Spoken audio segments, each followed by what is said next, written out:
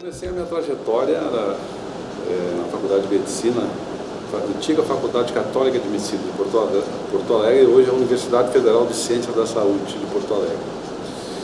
E em 76 eu entrei na faculdade e quando estava ali começando o movimento pela reforma sanitária, um movimento nacional, que defendia um sistema de saúde público e universal no Brasil.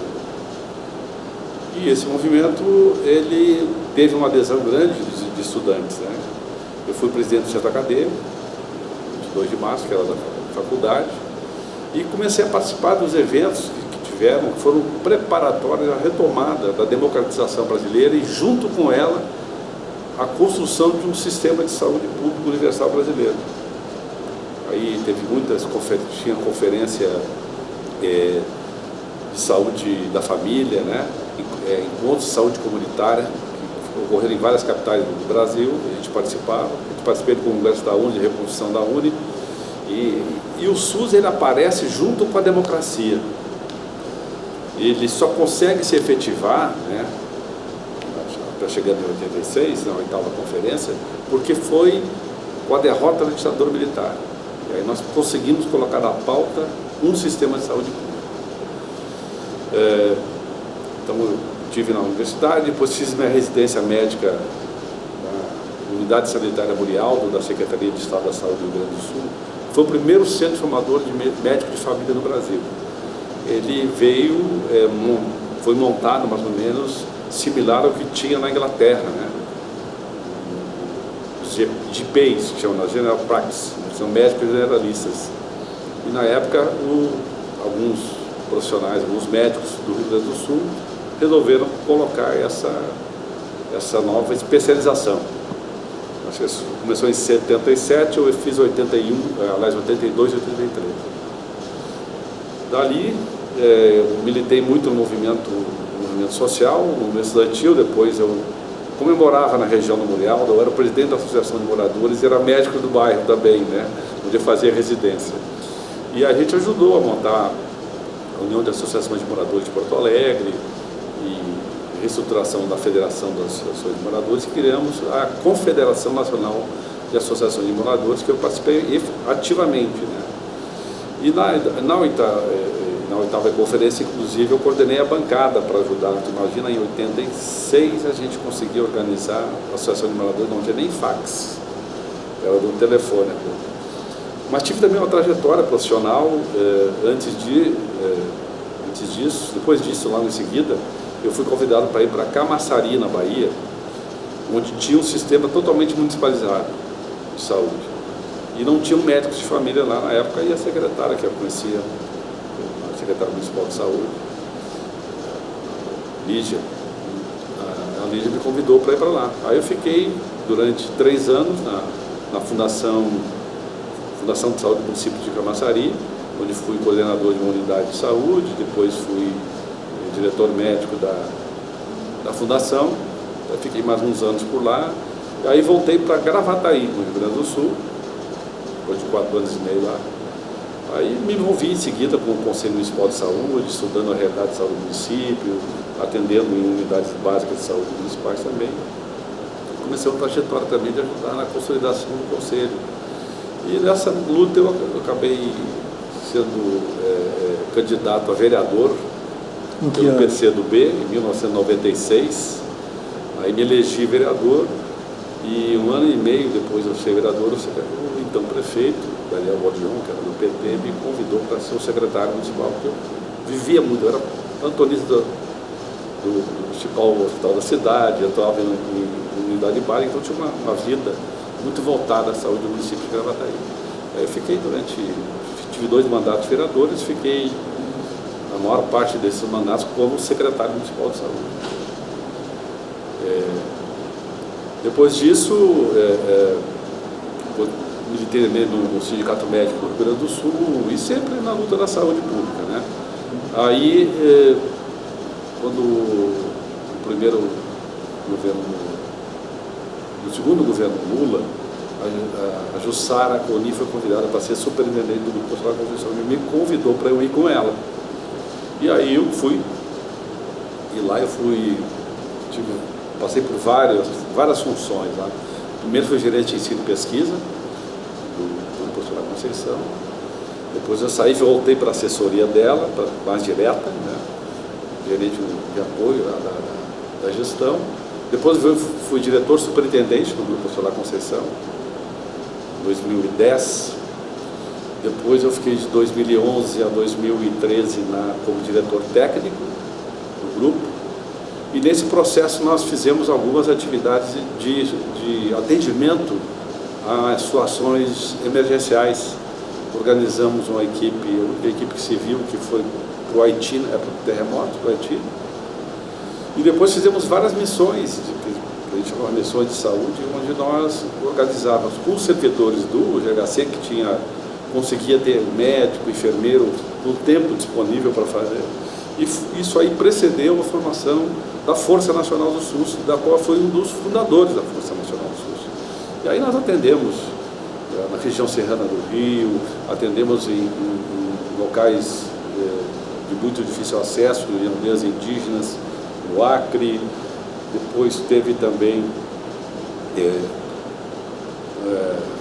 aí teve um outro fato importante que a gente participou, que foi durante aquela tragédia de Santa Maria, que foi o incêndio da Boate Kiss, né? Morreram 230 e poucos jovens. Eu era diretor técnico do GHC, isso foi em 2012, janeiro de 2012, e eu fui para lá, como o GHC é do Ministério da Saúde, foi solicitado que eu me deslocasse para lá e fiquei lá. E depois ficamos lá uns 10 dias, né, atendendo as pessoas, montando estruturas, levando muita gente para Porto Alegre, porque a rede hospitalar não está transportando mais, né, a demanda de pessoas com necessidade de tratamento de terapia intensiva, alguns queimados. E dali a força já estava montada, né? Mas aí eu tive logo em seguida, em maio, eu fui, por uma conjuntura política, convidado pelo governador Cássio Genro para assumir a Secretaria Estadual do Meio Ambiente. Aí fui secretário estadual do Meio Ambiente de maio de 2012 até o final do mandato de 2014. Depois eu voltei novamente para o GHC, aí fui ser gerente do Serviço de Saúde Comunitária, que foi o segundo centro formador criado no Brasil, né? Que hoje é um dos principais, mais qualificados. Fiquei um período por lá, saí de lá depois que houve o golpe contra a presidenta Dilma, e aí aí fui convidado para ser secretário de saúde em Sapucaia do Sul.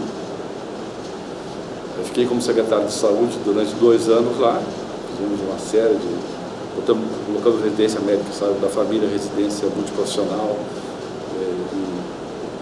desde educador físico, odontologia, etc.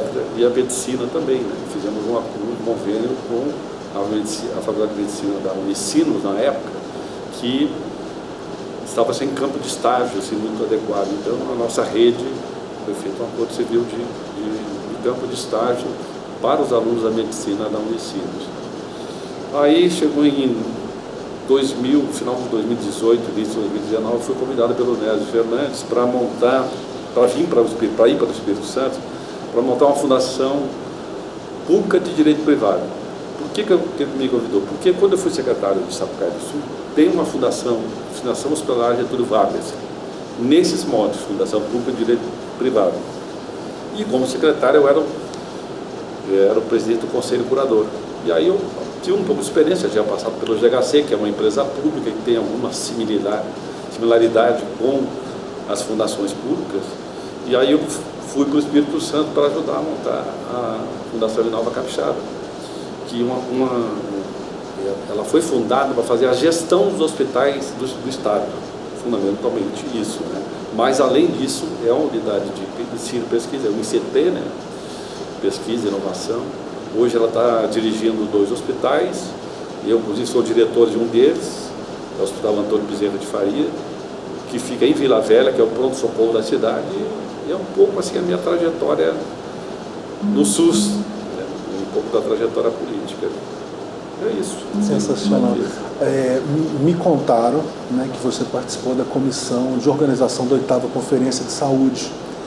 Isso para a gente é um momento muito importante, né, um marco da nossa reforma sanitária. E aí eu queria te escutar um pouco de como que foi, inclusive assim, um movimento que te levou até a comissão de organização, onde tu estava, quem te convidou, como é que foi para ti participar desse processo de organização? Na época eu já tinha terminado a minha residência e ainda estava em Porto Alegre e tinha uma militância no movimento de associações de moradores. Como eu falei, eu era presidente da Associação de Moradores do meu bairro, depois eu ajudei a fundar a União de Associações de Moradores de Porto Alegre, o AMPA, né? E participava da FRACAR. E com isso eu fui para o congresso de criação da CONAN, e depois fiquei, como era um dos poucos profissionais da saúde, não me lembro de nenhum outro médico que estivesse participando disso, eu era diretor da CONAN, fui presidente do Conselho Deliberativo da CONAN, e nós tínhamos um grupo de saúde, né? E aí a confederação me designou para representar, para organizar o movimento comunitário para vir para cá, para Brasília. O que foi uma situação muito difícil naquele período. Você imagina, não tinha só o telefone, não tinha nem fax, né? E eu tinha que articular centenas de pessoas que viriam do movimento popular da Associação de Moradores. Então ligavam, não vai mais o fulano, vai Beltrano. Então é uma confusão danada, né? Foi uma situação bem difícil, né? Mas foi um marco muito importante, né? Que se discutiu, se consolidou, se apresentou, os fundamentos do SUS foram aprovados naquela 8ª conferência, né? Que depois veio a desembocar na Constituinte, né? 88, onde muita coisa que nós tínhamos aprovado na conferência foi estabelecida na Constituição, e até que chegou na Lei 8080, 81, 42, onde muita coisa foi retirada do que nós tínhamos aprovado. Você olhar a Lei 8080, ela está cheia de artigos que foram tirados na época pelo governo Collor. Então essa foi a participação, né? Participei da mesa, de uma das mesas que teve discussão sobre a participação da sociedade. Então eu tive um vínculo muito forte nessa questão, né? Até que eu comecei quando eu fui para cá, derivar um pouco para lá da gestão. E aí fiquei, hoje, acabei curso de especialização para a Escola Nacional de Saúde Pública em gestão hospitalar. E hoje estou, apesar de ser um médico de família, estou dirigindo o Hospital de Pronto-Socorro. No momento é isso. Interessante. E como foi para ti, assim, na faculdade ainda, né, ser interpelado, ser convocado para participar da vida pública, da vida política? Houve algum momento que tu percebeu que tu estava fazendo essa escolha?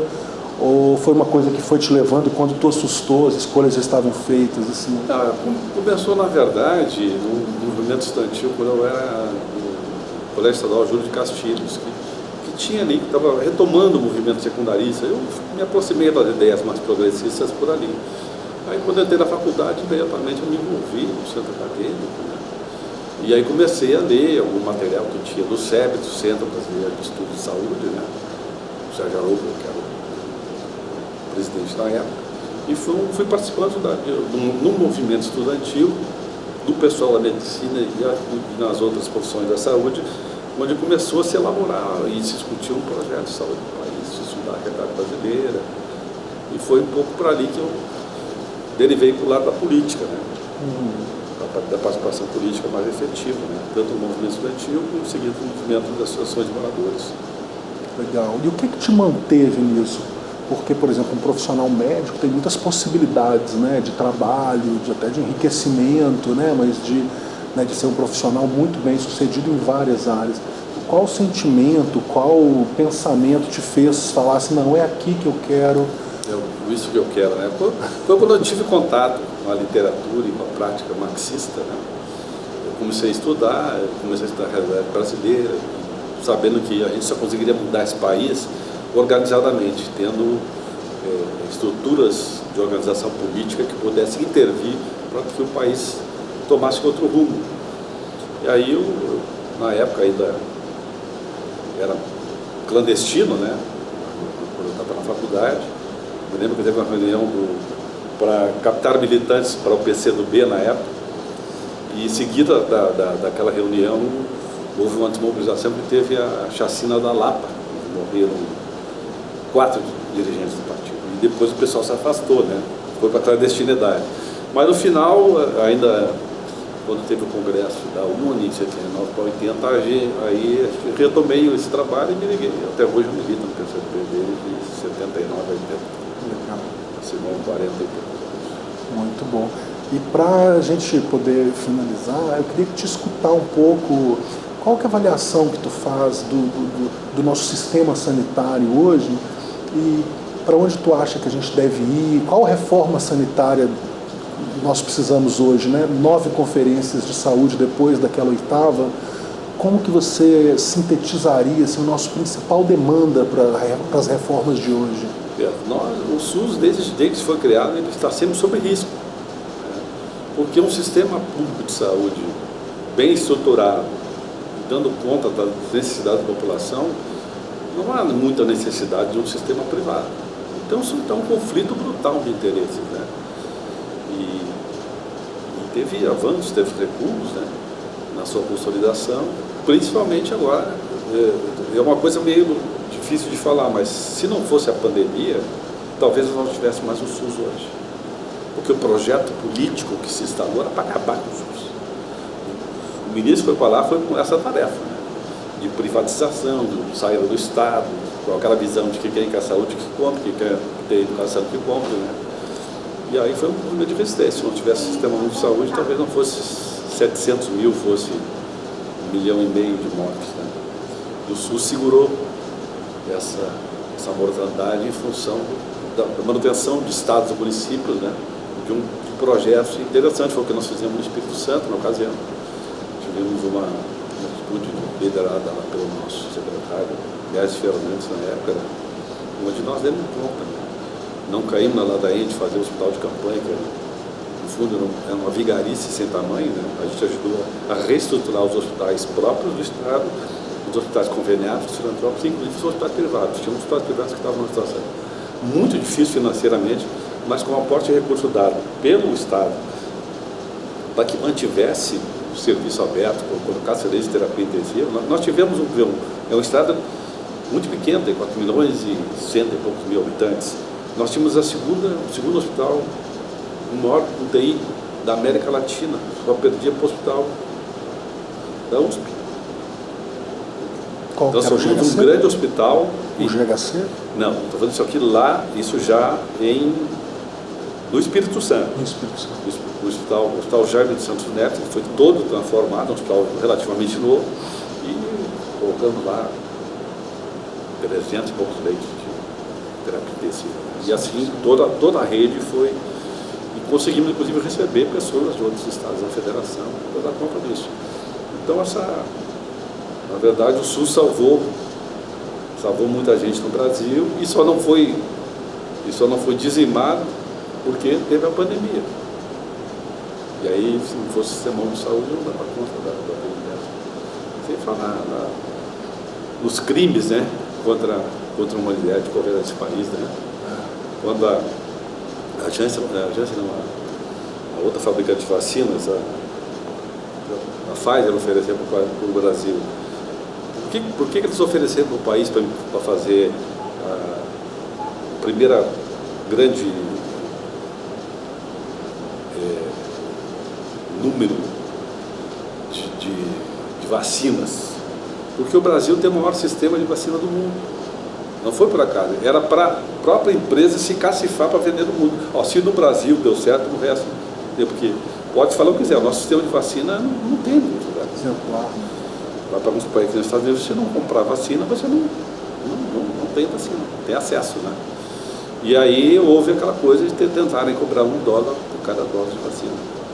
Isso aí atrasou durante uns 3 ou 4 meses, no período pico da pandemia, e depois demoraram ainda para liberar a vacina do Butantan. E aí o sistema público de saúde deu conta, né? Aí teve a Fiocruz, que fez articulações com empresas nacionais, teve o Butantan, teve também com os institutos chineses, e a gente conseguiu dar conta de vacinar bastante gente e não deixar a mortalidade ser maior do que foi. Muito bom. E um recado para a juventude de hoje, que está aí às voltas com essa política tão, né, não sei nem qual palavra usar, mas nessa necropolítica que a gente tem aí fora hoje, né? Que palavra que mensagem tu diria para esse sanitarista em formação hoje? Primeiro, humanizar a formação dos profissionais de saúde, coisa que hoje está longe. A gente vê jovens saindo procurando alguma coisa que ganhe dinheiro, vou fazer medicina estética, vou fazer outra coisa. Isso é aquele compromisso que aquela geração que a gente viveu, em plena ditadura, lutou pela democracia e pela efetivação do sistema de saúde. Então, o SUS, a garantia do Sistema Único de Saúde, ele é o maior empregador. O SUS representa muito do ponto de vista econômico também. Tem o complexo industrial da saúde que precisa ser estimulado. Nós, durante a pandemia, não tinha marca para comprar. Coisa que o Brasil tem petroquímica aos montes para fazer TNT, não tecido, não conseguia fazer.